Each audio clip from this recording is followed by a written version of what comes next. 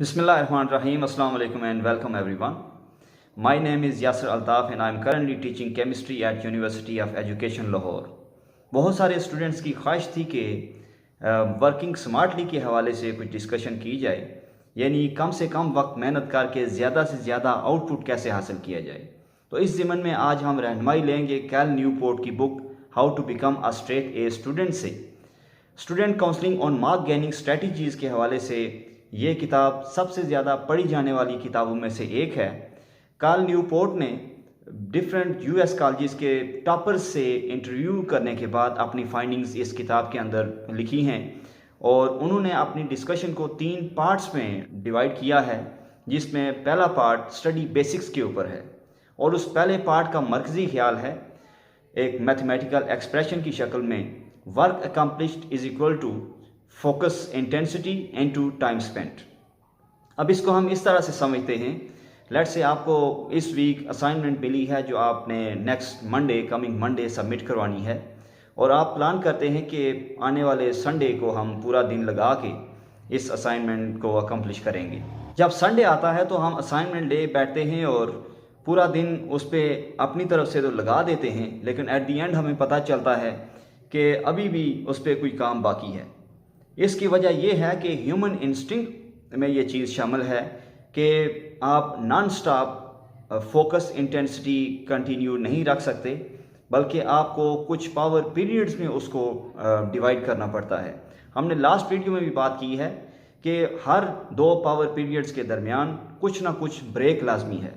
यानी उसी असाइनमेंट की अगर बात करें तो संडे को ही आप जस्ट सुबह का 1 घंटा, दिन के किसी टाइम 1 घंटा और शाम को 1 घंटा अगर दे दें और दरमियान का जो बाकी टाइम है वो आप किसी और काम में लगा दें, तो ना तो आपका वीकेंड बर्बाद होगा और ना ही आपका काम अधूरा रहेगा। यानी कि there is much potential in this way to accomplish your assignment. तो साबित हुआ कि सिर्फ घंटे ज़ाया करने का नाम मेहनत नहीं है, बल्कि हमने उन घंटों में फोकस कितना मेंटेन किया है इस पर डिपेंड करता है कि हमारा काम अकम्प्लिश होगा या नहीं। सो फोकस इंटेंसिटी और दीगर कुछ इंपॉर्टेंट पैरामीटर्स को इम्प्रूव करने के लिए हमें 3 स्टेप्स में काम करना होगा। The first is time management. Manage your time in 5 minutes a day. According to Cal Newport, जितने भी स्ट्रेट ए स्टूडेंट्स हैं उन्हें भी टाइम मैनेजमेंट गले का फंदा महसूस होती है।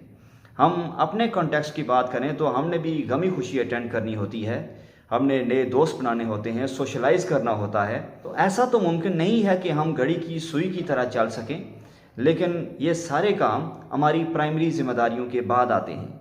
सो इसलिए वक्त की पाबंदी बहुत लाजमी है। जो आप में से अभी तक नहीं कर रहे और अगर ये काम करना शुरू करेंगे फॉर एफिशिएंसी, फॉर इम्प्रूवमेंट, तो आप देखेंगे कि ये वक्त की पाबंदी, टाइम मैनेजमेंट इंतहाई मुश्किल काम है। लेकिन जब हम स्टार्ट करेंगे नेक नियति के साथ तो इस पे काम करना मुश्किल नहीं है, क्योंकि अगर हम प्रॉपरली रोज़ का काम रोज़ नहीं करेंगे तो आज का काम कल और कल का आज वाले काम के सूद समेत परसों पे काम मुंतकिल होता जाएगा और हमारे दिमाग में वो जो अधूरे काम पड़े रहेंगे उनका एक प्रेशर, उनकी वजह से एक स्ट्रेस बनता जाएगा, जिसकी वजह से फोकस इंटेंसिटी कम होती जाएगी। सो टाइम मैनेजमेंट हमने करनी किस तरह से है, उसके लिए कैल न्यूपोर्ट 2 तरीके बताते हैं, 2 सब स्टेप्स बताते हैं। तो उसमें पहली चीज़ तो ये है कि आपके पास एक कैलेंडर होना चाहिए। यानी आप या तो एक इस तरह का कैलेंडर रख लें या फिर अपनी स्मार्टफोन के अंदर किसी ऐप का कैलेंडर, मसलन आउटलुक है या जीमेल है या किसी भी ऐप का कैलेंडर यूज़ कर लें।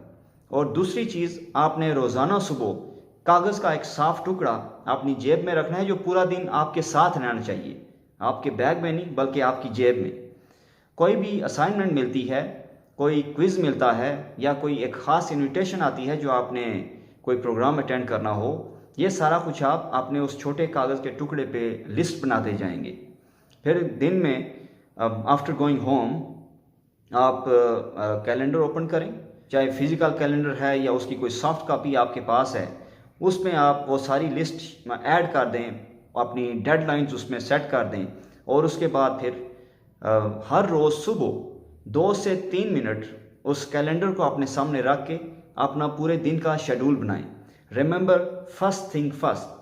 जो डेडलाइंस हैं, मसलन हमारे मिड टर्म्स हैं, हमारे टर्मिनल्स हैं, इम्तहानात की तारीखें हैं, डेट शीट आ गई, तो ये डेडलाइंस चेंज नहीं हो सकती। अब हमारे पास जो बाकी हमारे काम हैं, मसलन कपड़े इस्त्री करना, कपड़े धोना, या कोई ऑनलाइन कोर्स और हम शुरू करना चाह रहे हैं, ये सारी चीज़ें सेकेंडरी हैं। अगर रोज़ाना की लिस्ट जो हमारा कैलेंडर है, पहली तो चीज़ ये कि अगर आप फिज़िकल कैलेंडर पे काम कर रहे हैं तो आपने लेड पेंसिल से कैलेंडर के ऊपर डेडलाइंस ऐड करनी है, ताकि रोज़ाना आप कैलेंडर में एडिटिंग कर सकें। यानी इम्पॉर्टेंट काम करने के बाद अगर आपके पास टाइम नहीं बचता तो नो वरीज, जो लेस इम्पॉर्टेंट काम हैं उन्हें किसी अगले दिन के लिए किसी नई तारीख पे डिले कर दें। The second step to increase focus intensity is declare war on procrastination. हमने पिछली वीडियो में भी बात की थी कि सुस्ती और काहली को कैसे ख़त्म किया जाए। हमने डिफरेंट टेक्निक्स के हवाले से डिस्कस किया था, और अगर आपने वो वीडियो अभी तक नहीं देखी तो आज की डिस्क्रिप्शन में उसका लिंक मौजूद है, वो वीडियो ज़रूर देखें और प्रोक्रेस्टिनेशन को अपनी ज़िंदगी से ख़त्म करने की कोशिश करें। ये कोई छोटी मोटी चीज़ नहीं है। सुस्ती और काहली उन चीज़ों में से एक है जो हमारी कामयाबी को रोकने में सबसे मेजर रोल प्ले करती हैं। सो प्रोक्रेस्टिनेशन हमारा एक बहुत बड़ा दुश्मन है, उसके खिलाफ आप जहाद का ऐलान कर दें। तीसरा step to increase focus intensity according to Carl Newport is to know the answer to 3 questions: choose, when, where and how long. अब इसकी हम एक एक करके बात करते हैं। पहली चीज़ है व्हेन टू स्टडी, कब पढ़ना चाहिए, और इसका आंसर है right after you come back from university और कॉलेज, या यूनिवर्सिटी के अंदर ही जब क्लासेस आपकी ख़त्म हो लें, कोशिश करें कि फ़ौरन लाइब्रेरी में चले जाएं। जितना जल्दी हो सके दिन के अर्ली हिस्से में जितना आप पढ़ सकते हैं वो आपके लिए फ़ायदा मंद है। सोडो वर्कर्स या एवरेज स्टूडेंट्स की मेजॉरिटी जो है, यानी कि जो अच्छा परफॉर्म नहीं कर पाते, वो ये समझते हैं कि डिनर के बाद पढ़ेंगे। हालांकि डिनर के बाद हमारी बॉडी चूँकि कानून फितरत पे ट्यून है, और कुरान की आयत का मफहूम है कि रात तुम्हारे लिए सुकून के लिए बनाई गई है, जबकि दिन काम करने के लिए बनाया गया है। So according to that law of nature, हमारी बॉडी आफ्टर डिनर आहिस्ता आहिस्ता वैसे ही हमारी अटेंशन लूज़ होती जाती है और हम सोने की तरफ जाते हैं, क्योंकि पूरे दिन की थकन होती है। तो ज़्यादा देर तक जागना आफ्टर डिनर ये पॉसिबल नहीं है। लिहाजा जो कामयाब स्टूडेंट्स होते हैं, जो टॉपर्स हैं, उनकी majority after waking up in the morning before dinner तक वो अपना सारे का सारा काम निपटा देते हैं। चाहे उन्होंने पढ़ना है या उन्होंने यूनिवर्सिटी कॉलेजेस की क्लासेस अटेंड करनी है, कोई और उन्होंने सोशलाइजिंग करनी है, वो सारे की सारी सुबह से लेके रात के खाने तक होती है। आफ्टर डिनर वो आफ्टर देयर वॉक या जो भी उनकी एक रूटीन होती है, उसके बाद वो सोने की तरफ जाते हैं। The second question is where to study, और इसका 2 वर्ड आंसर है इन आइसोलेशन। लोगों के ऊपर दरवाजे खुले रखने से और सोशलाइजेशन से शख्सियत में भले ही निखार आता है, लेकिन जहाँ तक स्टडी की बात है, हम फोकस तभी कर पाएंगे जब अकेले बैठ के पढ़ेंगे।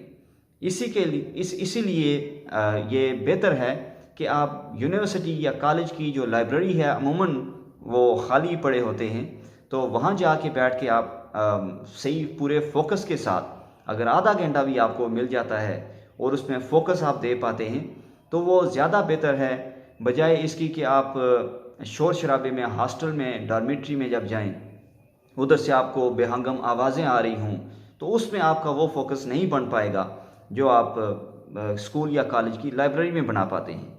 या अगर घर की बात करें तो अगर शोर गुल से बचा हुआ कोई कमरा ऐसा मौजूद है घर में जिसमें आप बैठ के फोकस के साथ पढ़ सकें तो फिर भी बेहतर है। वैसे घर में फोकस का जो बेहतरीन टाइम है वो फजर से थोड़ा पहले या थोड़ा बाद का है, यानी जिस टाइम हर तरफ खामोशी होती है उस टाइम आप पढ़ने की कोशिश करें, तो that will be the time where you may increase your focus intensity. Third question is how long should you study? इसका आंसर डिफरेंट साइकोलॉजिस्ट की नज़दीक डिफरेंट है। बहरहाल एवरेज जो सजेशन है about this that is study continuously between 20 minutes to 1 hour. ज़्यादा से ज़्यादा 1 घंटा कर लें। 1 घंटे से ज़्यादा अनइंटरप्टेड ना पढ़ें। 1 घंटे के बाद कोशिश करें 5 से 10 मिनट की ब्रेक करें और उसके बाद फिर दोबारा स्टार्ट कर लें, क्योंकि अगर हम अनइंटरप्टेड पढ़ने की कोशिश करेंगे तो मैक्सिमम 1 घंटे के बाद हमारी अटेंशन, हमारा फोकस लूज़ हो जाता है। हम भले ही किताब सामने रख के हार्ड वर्किंग की एक्टिंग तो कर रहे होंगे, लेकिन हम ज़्यादा फोकस नहीं कर पा रहे होंगे। सो इससे बेहतर ये है कि 1 घंटा मैक्सिमम एक दफ़ा पढ़ें, फिर उसके बाद 5 से 10 मिनट कुछ और करने के बाद, यानी कि उसमें आप रिफ़्रेशमेंट कर लें, कुछ थोड़ा बहुत खा पी लें, क्योंकि वैसे भी पढ़ते हुए यही महसूस होता है कि भूख ज़्यादा लग रही है। सो खाना पीना भी बहुत लाजमी है, सो उसका भी लाजमी ख्याल रखें। लेकिन बहरहाल 1 घंटा पढ़ने के बाद थोड़ी सी ब्रेक करें, फिर उसके बाद दोबारा पढ़ना स्टार्ट कर दें। यह ना हो कि 1 घंटा पढ़ के पूरा दिन ब्रेक ही करते रहें। ज़ाहिर है जब मिड टर्म आते हैं, टर्मिनल आते हैं, उसके हवाले से तो वैसे हम इंशाल्लाह किसी नेक्स्ट वीडियो में अगेन बात करेंगे। बहरहाल ये अपनी अपनी कैपेसिटी है कि आप कितना टाइम लगा के उसको अपना जो आपका गिवन सिलेबस है उसको आप कवर कर पाएंगे। सो आवर पीरियड्स का इस्तेमाल करें, यानी कि 1 घंटा पढ़ने के बाद कुछ ब्रेक, फिर उसके बाद दोबारा रिज्यूम कर लें पढ़ाई। अगेन याद रहे कि ये आज की डिस्कशन यूएस कॉलेजेस के टॉपर्स के इंटरव्यूज़ की बेस पे है, लिहाजा मेजॉरिटी ऑफ द टॉपर्स जो उन्होंने राय दी है इन 3 स्टेप्स के हवाले से, ये उसी राय में से निचोड़ आपके सामने पेश किया गया है। और जब आप इसको अप्लाई करना शुरू करेंगे, अगर अभी तक आप ये नहीं कर पा रहे और आपके ग्रेड्स भी अच्छे नहीं आ रहे, तो जब ये शुरू करेंगे तो जाहिर है आपको स्ट्रगल करना पड़ेगा, क्योंकि कोई भी जो हमें गलत आदतें पड़ी होती हैं या हमें जो आराम परस्ती की आदत पड़ी होती है, उसको मिटाने के लिए हमें मेहनत तो करना पड़ेगी। सो वो मेहनत करें और इन 3 स्टेप्स को अडॉप्ट करने की कोशिश करें, आप इंशाल्लाह इम्प्रूवमेंट पाएंगे। Thank you.